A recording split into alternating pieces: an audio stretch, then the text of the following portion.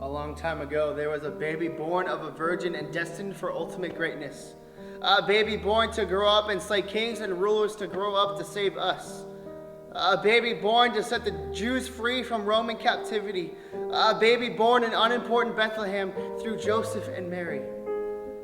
This baby was going to be a great warrior, a mighty soldier, and a David-esque king. This valiant soldier was going to grow up in salvation this baby would bring. But before any of that could happen, something angelic had to happen. Joseph was a man destined to marry, a small-time carpenter who settled down with a woman from Galilee.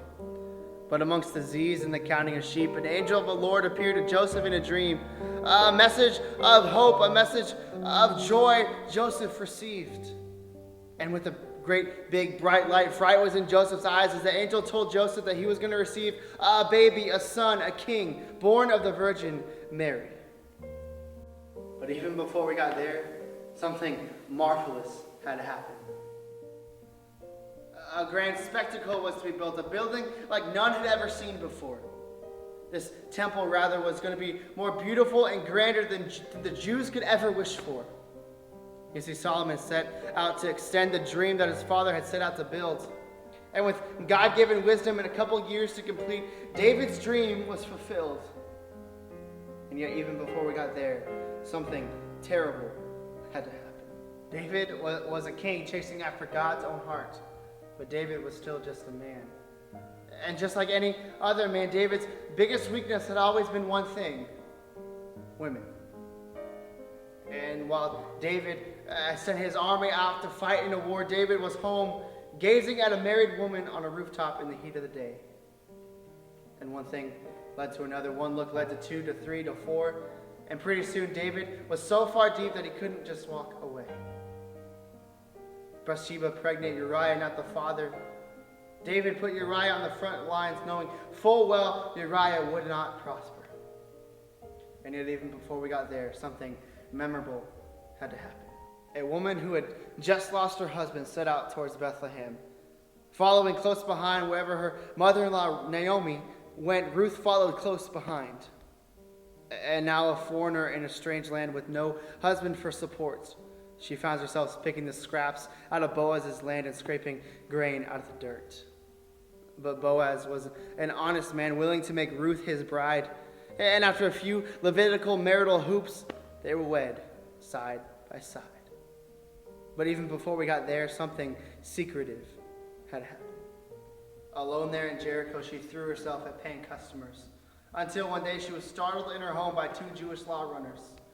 And 2 spies told her the ways of the Lord, and she believed. She then hid them and set out a red cord for her and her family to be freed. And on the 7th day, the walls of Jericho came tumbling down. And Rahab and her family were taken safely out of that destroyed town. And yet, even before that, something weird had to happen. Twins born just minutes apart. One was an incredible hunter and one was incredibly smart. Rebecca and Jacob, they were side by side, 2 by 2. And Isaac and Esau, they were father and son through and through.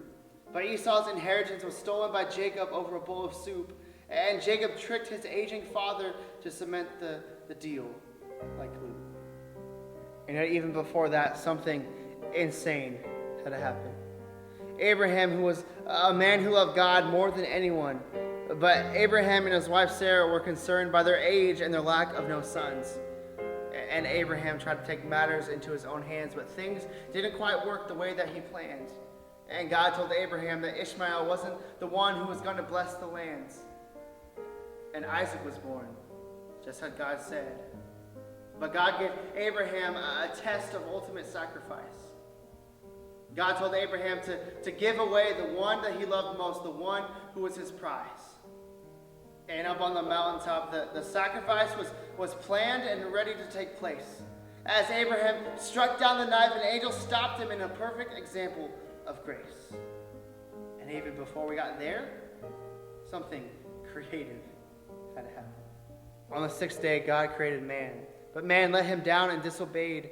And Adam and Eve were cast out of the Garden of Eden, and they left the world in sinful dismay. But God had a plan at creation to save this world from all this wickedness.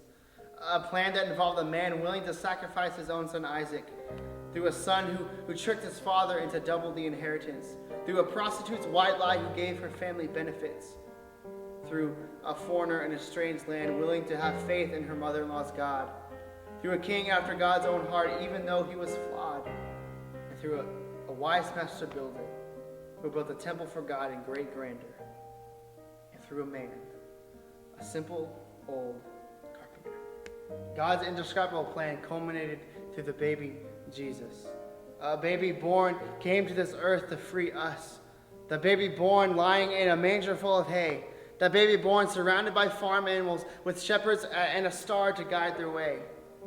That baby born from the Virgin Mary came here to set us free, to save us from all wickedness and sin, and to save us and to live with him for the rest of eternity.